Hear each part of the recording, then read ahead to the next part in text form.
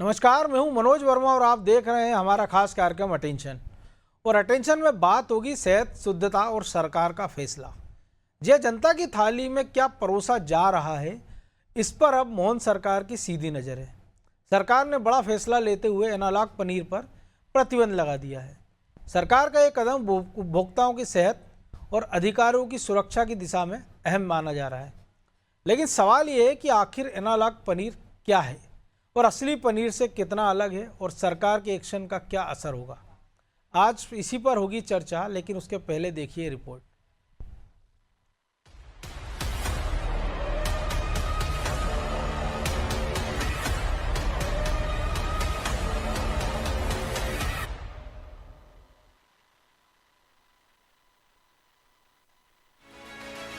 पनीर के नाम पर उपभोक्ताओं की सेहत से खिलवाड़ करने वालों पर मोहन सरकार ने बड़ा एक्शन लिया है।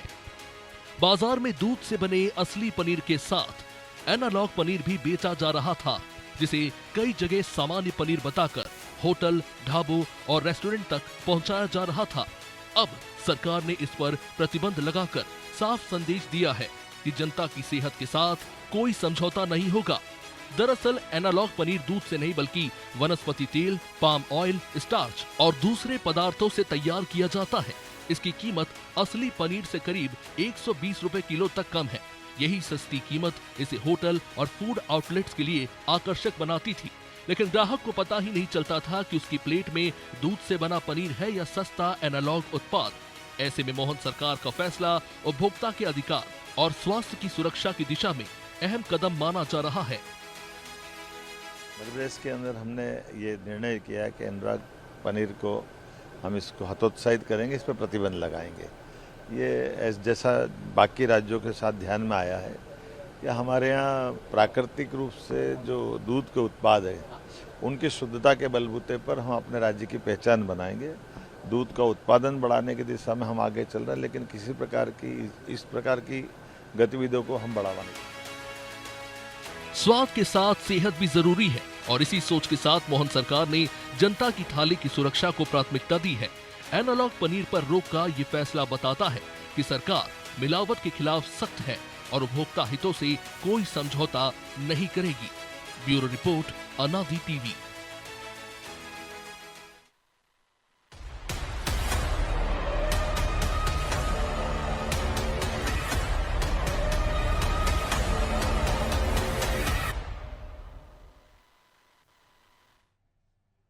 तो आखिर ये एनालॉग पनीर क्या है, इस पर प्रतिबंध कितना जरूरी था और इससे क्या क्या सेहत के साथ इससे खिलवाड़ हो रहा था, इन्हीं सबको समझेंगे। हमारे साथ जुड़ गए इसके लिए चिकित्सक डॉक्टर अर्पित चोपड़ा, खाद्य सुरक्षा अधिकारी शिवराज सिंह पावक और हमारे सहयोगी ब्रजेश चौक से। बहुत स्वागत है अर्पित जी आपका। और आम लोगों को तो एक फ़र्क ही नहीं पता होता है कि एनालॉग पनीर होता क्या है और पनीर क्या होता है। तो वो तो प्रोटीन की चाहत में क्या खा रहे हैं उनको पता ही नहीं चल रहा है। तो वो एक तो जो चीज़ सेहत के लिए अच्छी होना थी वो उल्टा नुकसानदेह हो गई कि उसमें फैट भी है, स्टार्च भी है। तो जिनको हार्ट की प्रॉब्लम है या दूसरी दिक्कत है या जिनको नहीं है, उनको क्या बड़ा नुकसान था और इसका क्या असर अब देखने को मिलेगा। जी बिल्कुल, नमस्कार। जी मैं डॉक्टर अर्पित चोपड़ा जैन। क्योंकि अभी ये जो सब्जेक्ट है हमारे पास इसलिए ज्यादा प्रकाश में आया है क्योंकि अभी मध्य प्रदेश सरकार ने इसके ऊपर एक्शन लिया है जी और निश्चित रूप से ये एक्शन बहुत ज्यादा जरूरी भी था। रीजन क्योंकि एक आम आदमी को बिल्कुल पता नहीं चलता कि वो कौन सा पनीर खा रहा है। अगर मैं भी कहीं जाता हूँ तो डिफरेंशिएट करना इतना आसान नहीं होगा कि ये बिल्कुल। दूध से बना हुआ पनीर है या फिर ये फैट, जो वेजिटेबल फैट के नाम से पाम ऑयल या स्टार्च या स्किम मिल्क पाउडर जो होते हैं उससे द्वारा बनाया हुआ कृत्रिम पनीर है। तो नेचुरल और कृत्रिम में हमेशा अंतर होता है। नेचुरल जो पनीर होता है उसमें प्रोटीन की मात्रा मेंटेन होती है। केसिन मिल्क केसिन एक प्रोटीन होता है जो कि जी उसमें पाया जाता है और उसमें जो फैट है वो कम होता है। इस वाली पनीर में जो हम एनालॉग पनीर की बात कर रहे हैं इसमें प्रोटीन की जो मात्रा है वो कम होती है, कैल्शियम कम हो जाता है और साथ में जो बढ़ने लग जाता है वो कार्बोहाइड्रेट या एक तरीके से ट्रांस फैट, जो एक तरीके से वेजिटेबल ऑयल से बना हुआ फैट जो कि हार्ट या कोलेस्ट्रॉल को भी बढ़ा कोलेस्ट्रॉल की जब बढ़ाने के काम करता है। तो जो एलडीएल कोलेस्ट्रॉल है जो लोड होना चाहिए वो बढ़ने लग जाता है और उसके कारण कहीं ना कहीं ब्लड प्रेशर का जो प्रॉब्लम है वो लोगों को फेस करना पड़ सकता है, हार्ट में ब्लॉकेजेस बन सकते हैं। तो निश्चित रूप से हार्ट के लिए ये पनीर ठीक नहीं है, जी। जो रिस्की है। दूसरी बात, जब ये पनीर हम कृत्रिम रूप से बनाए हुए पनीर का सेवन करते हैं, तो जो पेशेंट टू पेशेंट या person to person body sensitivity सबकी अपनी अपनी दिखाई देती है। कई लोगों को आप देखते हैं कि फूड पॉइजनिंग का जो प्रॉब्लम होता है, उसमें इस तरीके की पनीर का कारण भी देखने में आ सकता है, क्योंकि इस पनीर के कारण आपकी गैस्ट्रिक सेंसिटिविटी एकदम ज्यादा बढ़ जाती है, और उसके कारण हो सकता है आपको पेट दर्द हो, क्रैम्प हो, वॉमिटिंग हो, लूज मोशन हो, फूड पॉइजनिंग के सिम्टम्स दिखने लगे। तो ये एक्यूट सिम्टम है, जिसके आधार पर लोग कई बार पता कर सकते हैं कि हमने जो खाना खाया था उसमें कौन सा पनीर था या किस तरीके लेकिन का सर, इससे जो खाद्य नुकसान पदार्थ हो वो चुका होता है कि मान लीजिए कोई डायबिटिक पेशेंट है, उसको डॉक्टर ने जी। सजेस्ट किया है कि आप जो है आपका इंटेक्ट जो है वो प्रोटीन फूड का ज़्यादा बढ़ाइए, या जी। कोई फ्रैक्चर वाला पेशेंट था आर्थियोपेडिक्स का, उसको सलाह दी जाती है कि भाई ठीक है आप पनीर का सेवन कर लीजिए तो आपके लिए ठीक रहेगा। अब उसको तो पता ही नहीं चल रहा, तो हो ये रहा है कि वो जिसके चक्कर में वो खा रहा वो तो उसको मिल नहीं रहा प्रोटीन, उल्टे जो आप उसको सिम्टम बता रहे हैं वो, और उसके अलावा जो उसका जो बेड कोलेस्ट्रॉल बढ़ रहा है वो है, जो हार्ट के पेशेंट हैं उनके लिए नई दिक्कतें हो सकती है। और सबसे बड़ा संकट ये है कि जो पैकेज्ड वाला है उसमें तो आप जो आम पब्लिक है वो ये देखती है कि अगर इसमें ग्रीन डॉट है तो ये वेज है, और रेड डॉट लगा है तो ये नॉन वेज है।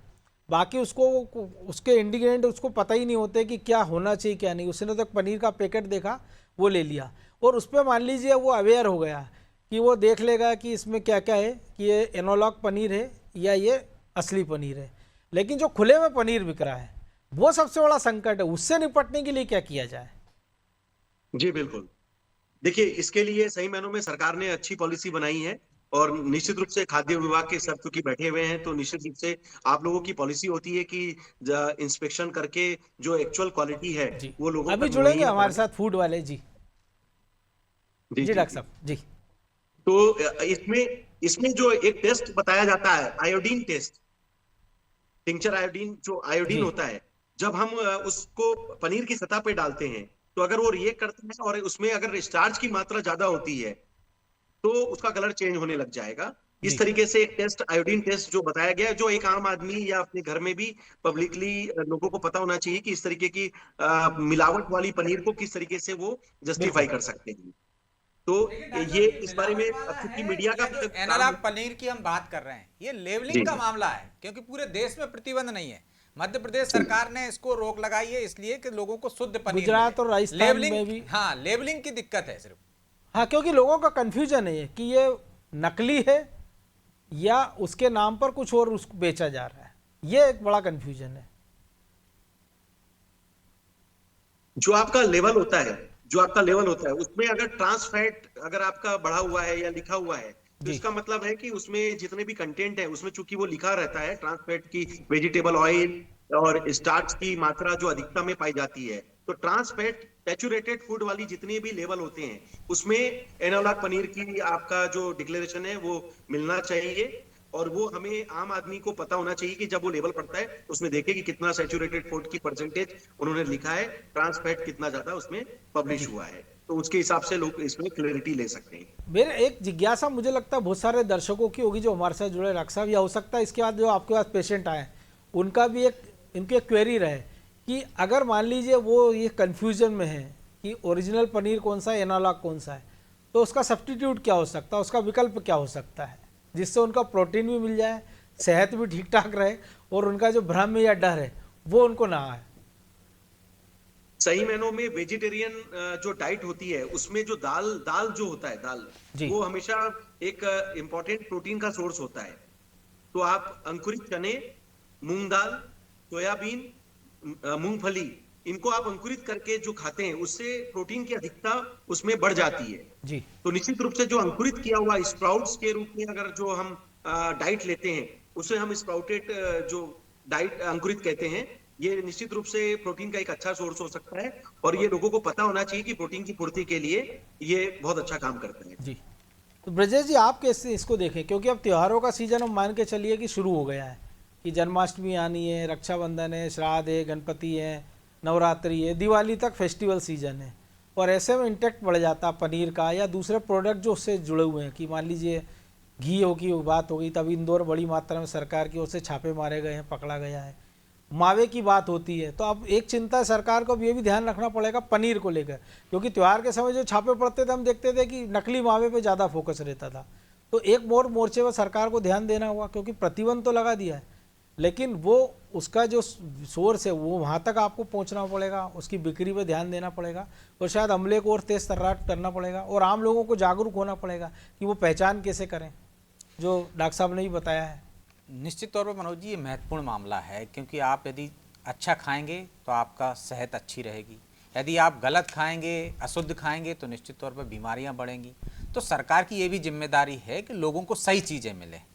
यदि एनालॉग पनीर की हम बात कर रहे हैं तो ये कब से बिक रहा था और उस पर गलत तरीके से लेबलिंग क्यों की गई थी, क्योंकि आप वो वनस्पति तेल और अन्य चीज़ों से मिलकर बना है और लोग उसको शुद्ध हम मान रहे हैं कि भाई वो दूध से बना हुआ है पनीर, उसको सेवन कर रहे हैं, वो फायदे के लिए कर रहे हैं और वो नुकसान पहुंचा रहा है। तो हाँ, आपने देखा होगा चाहे कमलनाथ सरकार रही हो, शुद्ध के लिए युद्ध चलाया हो, चाहे मध्य प्रदेश की मौजूदा सरकार है या इससे पहले की सरकार रही है, लगातार इस तरफ प्रयास करती रही। लेकिन मुझे लगता है कि सिर्फ तीज त्योहार पर ही क्यों प्रशासन जागृत हो, खाद्य विभाग मैंने इसीलिए जागृत हो। सवाल पूछा आपको लगातार ये कार्रवाई करते रहना चाहिए कि लोगों को शुद्ध खाना मिले, हर चीज में शुद्धता रहे।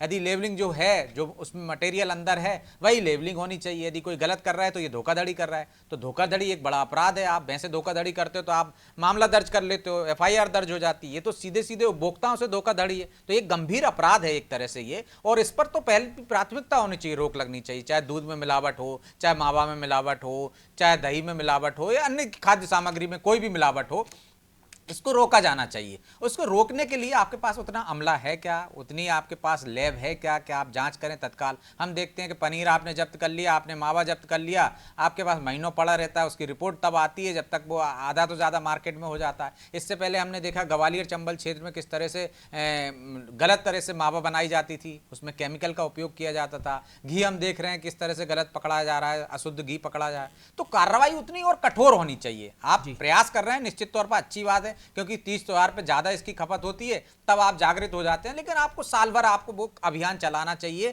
कि लोगों को शुद्ध खाने की चीजें मिलें, चाहे वो हर प्रकार की हो, चाहे होटलों में आप देखिए, चाहे आप देखिए फुटपाथ पे। आपने कह दिया कि खुले में मांस नहीं मिलनी चाहिए, तो क्या खुले में मांस मिल रहा है क्या आज की तारीख में? कुछ समय आपने पर्देदारी की, कुछ समय के लिए अभियान क्यों चलाना है? यदि सरकार आज जागृत है, सरकार ने निर्देश दे दिए, CM ने निर्देश दे दिए, तो आप देखेंगे अमला एक तरह से आप पनीर के पीछे हाथ धोकर पड़ जाएगा। लेकिन उसका काम है ना, यदि उसको कोई कमी है तो सरकार को वो दूर करना चाहिए। अमले की कमी है तो अमला बढ़ाना चाहिए, लैब की कमी है तो लैब बढ़ाना चाहिए। ये निरंतर चलने वाली प्रक्रिया होनी चाहिए कि किसी भी चीज में मिलावट ना हो, क्योंकि मिलावट से आपको हजारों बीमारियां हो रही हैं, आपके स्वास्थ्य पर असर पड़ रहा है, आपके जीवन पर असर पड़ रहा है। तो ये उतनी ही गंभीर होनी चाहिए जितनी कि अन्य मामलों में आप लेते हैं। यदि अपराध हो गया, मर्डर हो गया, चोरी हो गई, धोखाधड़ी हो गई, तो उसी तरह से त्वरित कार्रवाई होनी चाहिए और लोगों में जागरूकता आनी चाहिए। और ऐसा कोई हेल्पलाइन नंबर होना चाहिए कि मैं यहाँ बैठा हूँ, यदि मेरे पास कोई अशुद्ध चीज आई है तो मैं तत्काल उस पर करूँ और मुझे तत्काल ही उस पर रिएक्शन मिल जाए, जैसे CM हेल्पलाइन है। तो इसको उस लेवल पर ले जाने की कोशिश होनी चाहिए। लेकिन उसके लिए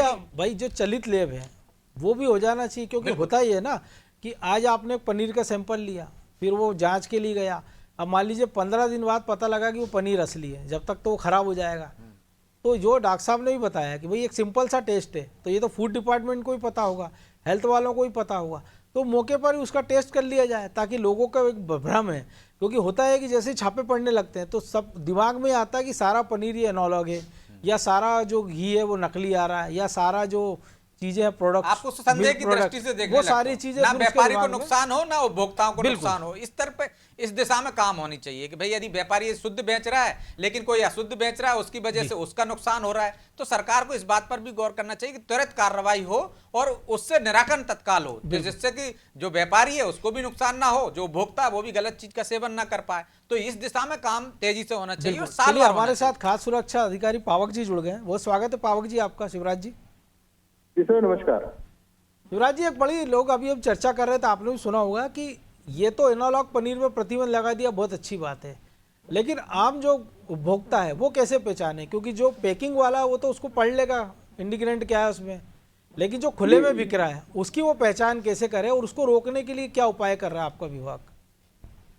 देखिए क्या है, इसमें जन जागरूकता की आवश्यकता है जी, और जो आप लोगों के माध्यम से जो पिछले 3 दिन से लगातार जो प्रचार प्रसार हो रहा है, जी इससे आम जनता तक ये बात पहुंच रही है।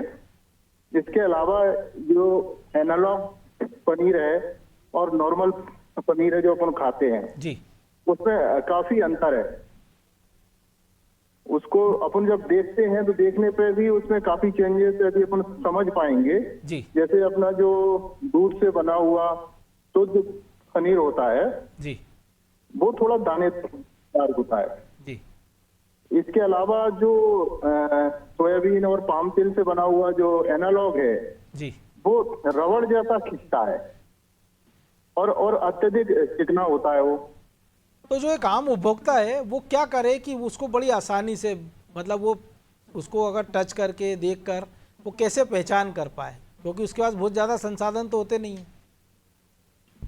देखिए, इसमें जो आम उपभोक्ता के सामने जो अभी स्थितियां बनी हुई हैं जी और ये जो प्राथमिक टेस्ट मैं बता रहा हूँ, इनको वो यदि अपने दिमाग में रखेंगे जी तो वो काफी इन चीजों से बच जाएंगे और असली पनीर को पहचान सकेंगे।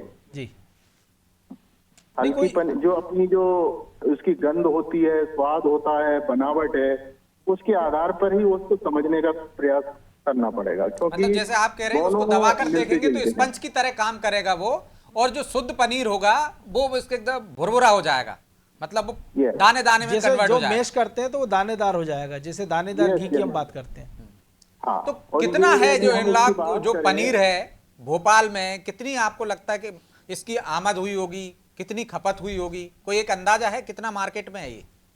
इसका तो कोई रिकॉर्ड नहीं रहता है। कंपनियां हैं, मैन्युफैक्चरिंग यूनिट्स हैं, डेयरी वाले हैं, सब अपने अपने स्तर से शुद्ध पनीर बनाते हैं, कुछ एनालॉग बनाते हैं, कुछ मीडियम फैट पनीर बनाते हैं, कोई फुल क्रीम पनीर बनाते हैं। जी। ऐसी स्थिति में इनका पर्टिकुलर कौन कितना प्रोडक्शन हुआ होगा, कितनी खपत होगी, इसका आकलन संभव नहीं है। नहीं तो और क्या उपाय किए जा रहे हैं, क्योंकि अब त्योहारों का भी सीजन हैगा। हाँ, हाँ। अमला भी सीमित है आपके पास, तो ऐसे क्या उपाय किए जा रहे हैं जिससे कि उपभोक्ताओं तक जो एनालॉग पनीर है वो पहुंच ना पाए? और एक भ्रम भी ना रहे उसको कि उसके डर के कारण वो असली पनीर खाना ही छोड़ दे। देखिए क्या है, हमारे जो आयुक्त महोदय हैं खाद्य सुरक्षा प्रशासन मध्य प्रदेश, जी शाम को 4 बजे आज से 2 दिन पहले ऑर्डर जारी किया था प्रतिबंधात्मक, जी और उसके आधे घंटे बाद ही उन्होंने वीसी लिया था। हमारे स्टेट के जितने भी फूड सेफ्टी ऑफिसर्स हैं उनका वीसी लेके उसी समय से हम लोग सभी के सभी एक्शन में हैं। जी प्रत्येक क्षेत्र में जहां जहां तैनाती है, समस्त होटल, रेस्टोरेंट, मैन्युफैक्चरिंग यूनिट की जांच कर रहे हैं। जहां तक एनालॉग पनीर को हमने 2 दिन में स्टेट से बाहर कर दिया है। जी इसके अलावा भी हमारी जो टीमें हैं लगातार विजिट पे हैं, और हम भोपाल में ही पिछले 2 दिन में 3 कुंटल पनीर को जब्त किए हैं on the basis of doubt. जी यदि एक इसी आम प्रकार उपभोक्ता को हमारी आपको कार्रवाई शिकायत की करना पड़े तो किस माध्यम से कहाँ कर से सकता हो? कैसे कर सकता है वो? कैसे कैसे रिपीट करें? जो एक आम उपभोक्ता है जिसको अगर ये शंका है कि एनालॉग पनीर है या कोई भी और मिलावटी पदार्थ बाजार में बिक रहा है, तो उसकी शिकायत वो आप तक आसानी से कैसे कर सके वो? देखिए, पहले तो हमारे माननीय सीएम साहब की सीएम हेल्पलाइन है। जी जैसे ही 181 कंप्लेंट वहाँ रजिस्टर्ड होती है, हमारे पास उसका मैसेज आ जाता है, जी तुरंत एक्शन होता है। दूसरा, हमारा food safety standard authority of India है, जी। उनकी हमारा फॉस्फोरस पोर्टल है, उस पर कंज्यूमर ग्रीवियंस है, जी। ये भी यथाशीघ्र हमारे पास आती है। जी इसके अलावा हमारा डिस्ट्रिक्ट ऑफिस है, हेड ऑफिस है मध्य प्रदेश, यहाँ हम लिखित शिकायत भी दे सकते हैं। जी। तो कोई ऐसा कोई हेल्पलाइन नंबर हो जो 24 घंटे अगर कोई किसी को अगर जो कंप्लेंट सीधे करना आपके हो, आपका हो, जिसमें जो सीधे CM आपके हेल्पलाइन डिपार्टमेंट से जुड़ा आपके हो। पास आता है? हाँ, तो ये दोनों, ये जो हमने बताया आपको, FSSI फूड कंज्यूमर कंप्लेंट, ये डायरेक्ट हम लोगों के पास ही आती है। जी। रजिस्टर्ड वो दिल्ली में होती है, लेकिन वो सीधे हमारे पोर्टल पे आती है। अच्छा, चलिए उम्मीद की जाना चाहिए कि आप लोगों के जो प्रयास है वो निरंतर वो तो करेंगे, और जनता को आप बचाने के लिए जो काम कर रहे हैं उसके लिए हम आपको अग्रिम धन्यवाद देते हैं। और इसके साथ ही धन्यवाद, डॉक्टर साहब धन्यवाद। आपने जो जानकारी दी दर्शकों को उसके लिए भी आपका बहुत बहुत धन्यवाद। तो निश्चित तौर पर एनालॉग पनीर के जो नुकसान हैं, वो नुकसान तो हर एक मिलावट चीज़ के हैं, लेकिन जो चीज़ समझ में आ रही है, जो पकड़ में आ रही है, और उसको लेके जो सरकार जिस प्रकार से गंभीरता दिखा रही है, और अमले ने पहली बार हमने देखा है कि मुख्यमंत्री के आदेश के अगर कुछ ही घंटे बाद विभाग ने कार्रवाई शुरू कर दी है, तो इसका मतलब ये है कि विभाग भी मुख्यमंत्री की जो एक्शन है उसको लेके गंभीर है। अब थोड़ी बहुत जिम्मेदारी और दायित्व जनता का भी है कि जो छोटे छोटे टिप्स डॉक्टर ने दिए हैं, चोपड़ा जी ने और शिवराज जी ने बताया है कि आप कैसे एनालॉग पनीर और असली पनीर की पहचान कर सकते हैं। अगर थोड़ी जागरूकता जो उपभोक्ता है वो भी करेंगे तो शायद सरकार का काम भी आसान हो जाएगा। अटेंशन में आज के लिए बस इतना ही। देश दुनिया की तमाम खबरों के लिए देखते रहिए अनादि टीवी। नमस्कार।